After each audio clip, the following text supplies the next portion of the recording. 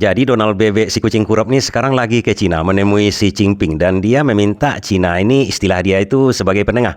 Padahal tujuannya agar meminta Cina untuk menekan Iran menerima 14 proposal dari Trump itu.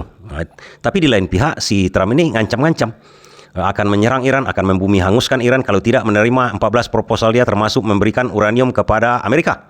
Oh, lontong pecal. Kalaulah memang dia bagak berani, kenapa tidak langsung menyerang aja? Kenapa harus melalui Xi Jinping, meminta Xi Jinping untuk menekan Iran dan mengatakan ke dunia lain bahwa dia sudah menang, dia sudah mencapai targetnya. Dipikirnya orang lain bodoh, kawan-kawan. Dipikirnya kita ini, otak kita itu seperti dia, isinya tai aja semua kan? Dan masih di Cina, si kucing kurap ini sudah menyatakan akan menyerang Iran dengan operasi Sledgehammer. Saya coba cari di Google kan, Sledgehammer itu apa? Oh, ini rupanya pernah sukses dan pernah juga gagal dulu untuk membebaskan Selat Hormuz kayaknya. Kenapa si Trump ini menggunakan kata-kata operasi? Oh, berarti ini perang, tidak ada lagi. Kuncinya begitu kawan-kawan, dia selalu memainkan kata-kata. Jadi operasi militer ini diperbolehkan oleh Kongres, ada otoritas dia. Dan operasinya ini operasi yang besar. Jadi sebenarnya Kongres dia sudah keberatan, perang udah harus ditutup. Nah sekarang katanya bukan perang, ini operasi militer. Pintar-pintar gila juga ini barang ini kan. Sekarang pertanyaan kita, apakah akan takut Iran dengan operasi Sledgehammer itu? Pasti tidak takut Iran kan? Sudah terbukti selama ini. Tapi pertanyaan kita berikutnya, apakah akan tertekan Iran dengan Cina? Apakah Iran juga akan tertekan dengan Rusia nanti? Karena begitu di Cina tidak berhasil, ya si Donald BB ini akan langsung juga kepada si Putin barangkali kan? Bisa jadi ada tukar tambah lah macam-macam dalam dunia politik ini, tidak bisa kita percayai. Pertanyaan kita, apakah Iran akan sebodoh itu mempercayai nantinya Cina menekan dia untuk menyetujui proposal si Trump menyerahkan uranium kepada si Donald Bebek kucing kurap ini? Apalagi masuk Rusia menekan juga dengan pertimbangan ekonomi, pragmatis, hantu belau nama pertimbangan dari dunia politik yang tak ada hijau putihnya ini kan. Bisa jadi apakah Iran akan menerima hal itu? Saya yakin tidak kawan-kawan, karena mereka ini terbukti sangat luar biasa. Sangat luar biasa apa maksud saya ini? Dia rupanya mempunyai kunci kawan-kawan. Kunci apa? Kunci keislaman yang luar biasa berdasarkan hadis Rasulullah. Hadis Rasulullah bagaimana? Kita tahu kawan-kawan, Ayatollah Khomeini itu adalah seorang ulama, seorang guru. Oke, dan dia meminta kepada rakyat yang menginginkan dia menjadi pemimpin. Berarti rakyat Iran ini menginginkan pemimpinnya adalah ulama. Kemudian Ayatollah Khomeini ini juga mengangkat ulama-ulama yang dipilih oleh rakyat untuk menjadi pengganti dia, ada 88 orang. Berarti ulama-ulama dilestarikan dia. Apa tujuan si Ayatollah Khomeini ini melestarikan agama? Kawan-kawan pasti ada rahasianya nih, harus dilestarikannya agama. Kan dilestarikan namanya kepemimpinan. Tidak di negara-negara lain, ulama itu dipinggirkan, dipijak-pijak. Kemudian akhirnya banjingan menyamar menjadi ulama. Itulah akibatnya, santri-santri diperkosa macam-macam dengan tipu muslihat. Katanya ini adalah perintah Nabi juga untuk macam-macam cuci rahim. Oh, macam-macam itu kan. Itulah banjingan-banjingan yang akhirnya menjadi menyamar menjadi ulama. Kalau di Iran lihat, ulama dilestarikannya. Rupanya ini berkaitan dengan hadis Nabi, kawan-kawan. Ini luar biasa ini. Kata Nabi, ini saya tampilkan aja di sini kan. Allah akan menarik ilmu, pengetahuan dari masyarakat itu, dari kaum itu, kaumnya masyarakat lah, dunia lah itu kan, dengan diwafatkannya ulama-ulama. Oke, diwafatkan ulama-ulama. Kemudian kalau ulama sudah wafat, terpilihlah pemimpin-pemimpin banjingan. Luar biasa ini.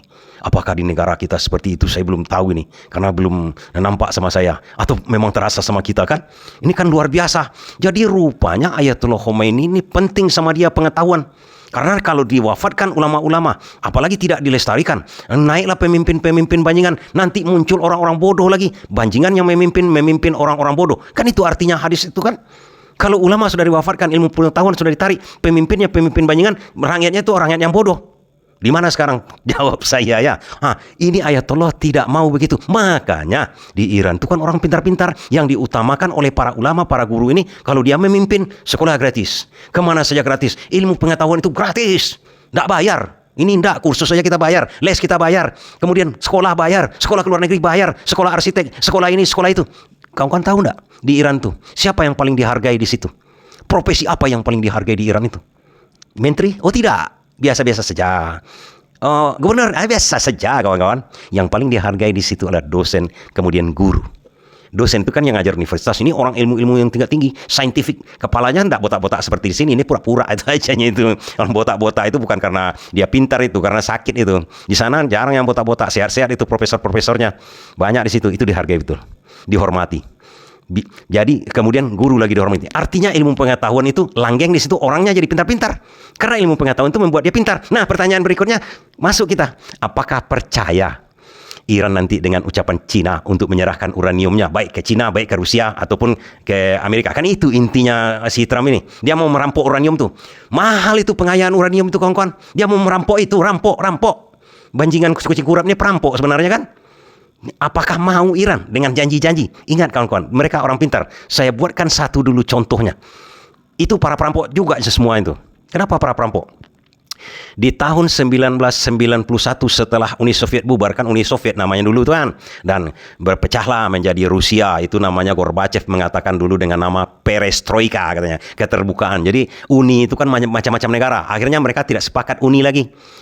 Mereka pecah, termasuklah Rusia yang paling besar itu kan, yang jadi pemimpinnya. Seakan-akan Rusia ini menjajah lah dulu kan, kalau seperti ada di daerah tertentu menjajah, suku lain menjajah, karena mereka aja yang jadi pemimpin, kan begitu ceritanya. Di Rusia itu begitu dulu, perestroika, akhirnya pecah.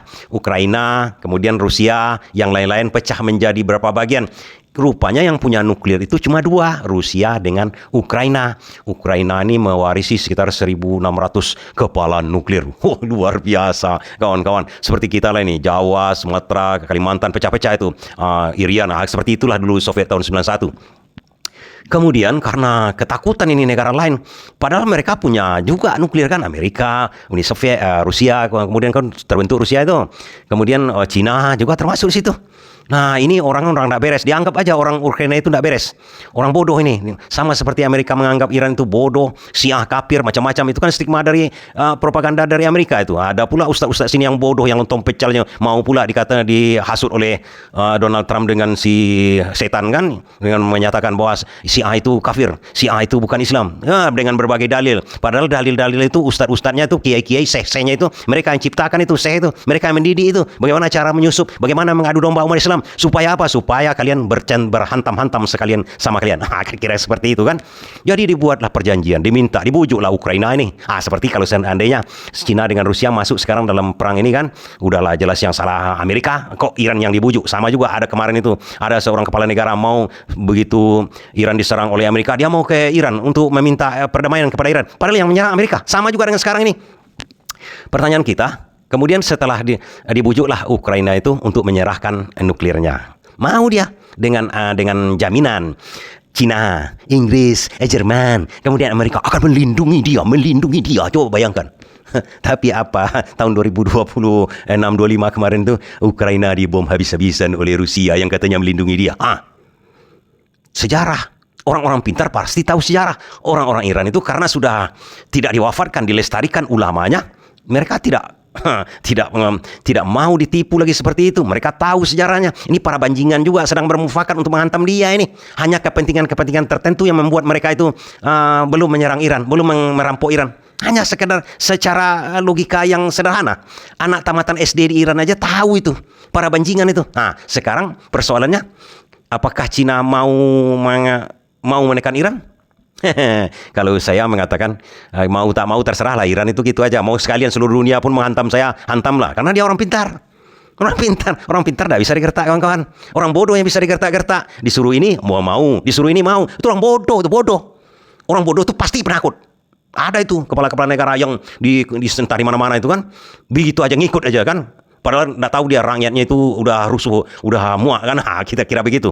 Dan ini maksud saya, kawan-kawan, sebagai pendukung Iran dan pendukung ilmu pengetahuan, kita harus tahu, dan sebagai umat Islam kita harus tahu bahwa Iran ini menurut saya ya pribadi, dan saya mengharapkan begitu, memang Iran akan menjadi penguasa dunia, bukan hanya lagi penguasa Timur Tengah ke depannya. Dan satu lagi, haji harus gratis kalau Iran menjadi penguasa Timur Tengah, kalau Iran menjadi pelayan umat Muslim di seluruh dunia. Mau dia Syiah, mau Sunni, mau aliran lain, mazhab ini, Syafi'i, Hanbali, terserah. Tapi kalau Iran, karena dia melaksanakan Islam secara kafah, pasti haji itu gratis. Pasti. Karena begini, dia akan mengongkosi orang untuk naik haji. Dengan apa dibiayai? Dengan sumber-sumber daya alam di Timur Tengah. Untuk apa sama pemerintah? Untuk beramal, kawan-kawan. Terima kasih.